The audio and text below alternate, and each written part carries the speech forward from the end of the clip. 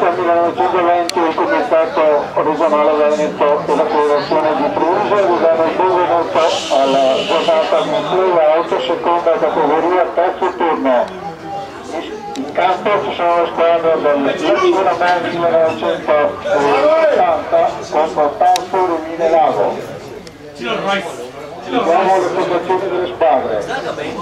Ramon 1980, numero 1 Fitta, numero 2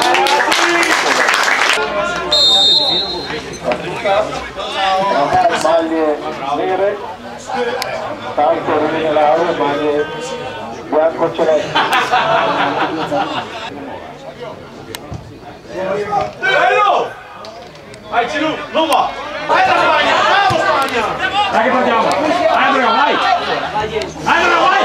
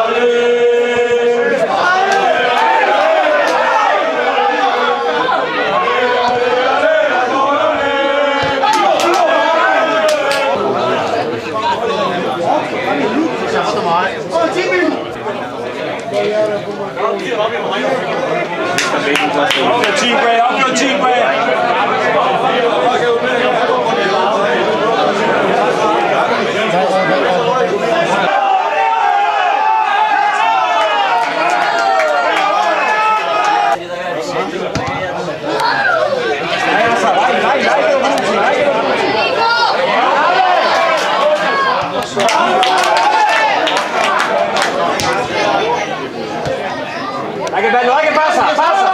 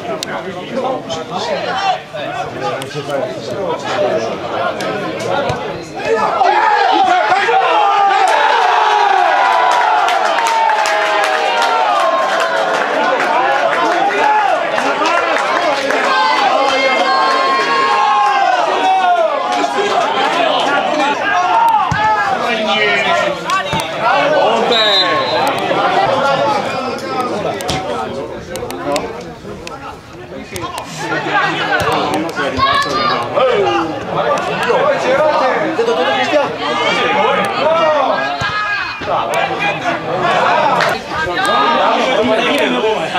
Per un amico campagnaro, ma...